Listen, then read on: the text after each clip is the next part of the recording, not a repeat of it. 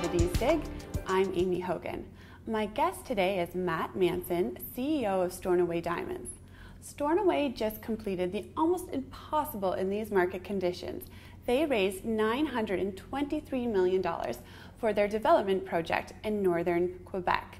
Now, their financing package is a little bit complicated.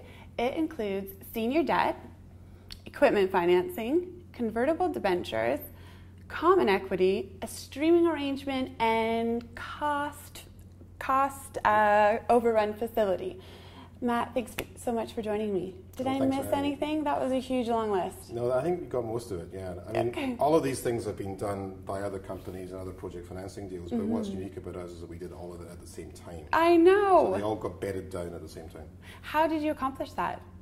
Well, that was a function of the challenging market. So the last 2 years have been really tough for project developers in the mining business, and we had a good asset, and we had supportive shareholders who wanted to put in money. But one of the impact, the consequence of the bad market for us was very much the fact that everybody wants to be the last money in.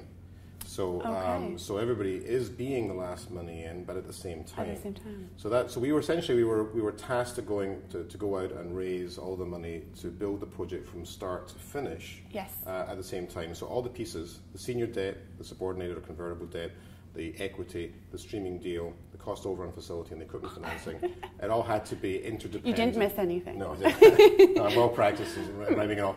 So yeah, it all had to come at the same time. It's all interdependent. You know, the debt wanted to see how the equity was going to happen. The streamers wanted to see the terms of the debt.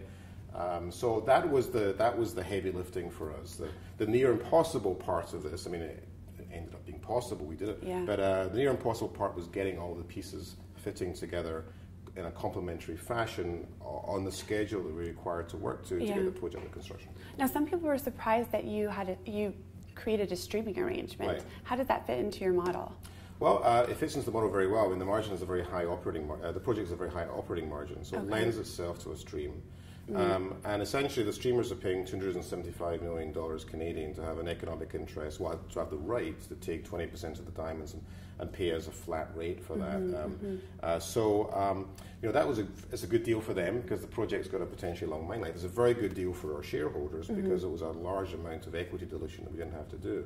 So, you know, there's a long history in terms of the germination of this project financing deal, but what we ended up with was essentially a financing deal that's 1/3 streaming, 1/3 debt, and 1/3 equity. And that was the best blend for us in terms of the key metric. And the key metric for us as a group, when we looked at different options for project financing, the key metric was NAV per share. Right. So what's the best option for shareholders? And that particular option was the best. Okay, well, let's take a break there, and then we'll talk about the project itself. Okay.